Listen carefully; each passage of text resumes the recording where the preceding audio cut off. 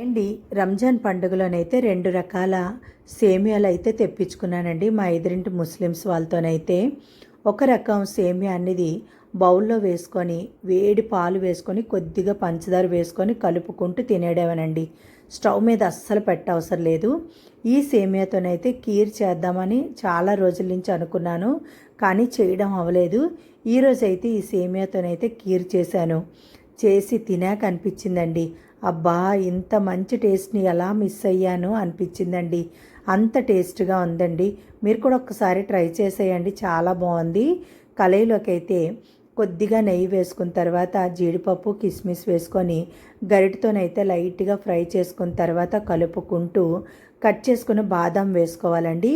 జీడిపప్పు బాదాము కిస్మిస్ ఒకసారి వేసుకుంటే మాత్రం బాదం అనేది త్వరగా మాడిపోతుంది. ఫ్రై చేసుకున్న తర్వాత ప్లేట్లో తీసుకొని పక్కన ఉంచుకోవాలి. అదే నెయ్యిలోనైతే ఈ చిన్న సేమియా అనేది వేసుకొని స్టవ్ అనేది లో ఫ్లేమ్లో పెట్టుకొని నిదానంగా కలుపుకుంటూ ఫ్రై చేసుకొని లైట్గా కలర్ మారుతుంది అనేటప్పుడు ప్లేట్లో తీసుకొని పక్కన ఉంచుకోవాలి. అదే కళాయిలోనైతే 1/2 లీటర్ పాలు అయితే వేసుకున్నానండి. 1/2 లీటర్ పాలకైతే చిన్న గ్లాస్తో నీళ్ళు కూడా వేసుకొని పాలన్నీ బాగా మరిగాయి అనేటప్పుడు కొద్దిగా పంచదార వేసుకుంటున్నానండి.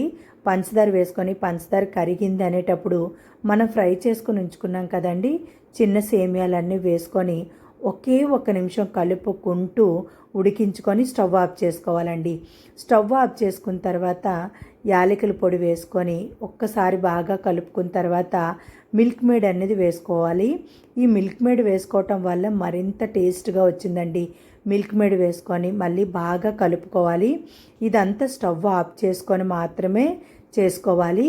మిల్క్ మేడ్ బాగా కరిగిపోయింది అనేటప్పుడు మనం ఫ్రై చేసుకొని ఉంచుకున్నాం కదా బాదం జీడిపప్పు కిస్మిస్ అనేది కూడా వేసుకొని మరొకసారి బాగా కలుపుకొని వేడి వేడిగా ఉండేటప్పుడే బౌల్లో వేసుకొని తింటే ఉందండి, అబ్బబ్బా ఎంత టేస్ట్గా ఉందంటే అంత టేస్ట్గా ఉందండి.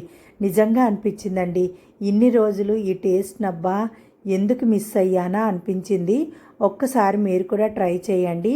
చుట్టాలు ఎవరైనా వచ్చేటప్పుడు మాత్రం 10 నిమిషాల్లోనైతే రెడీ అయిపోతుంది. ఒక్కసారి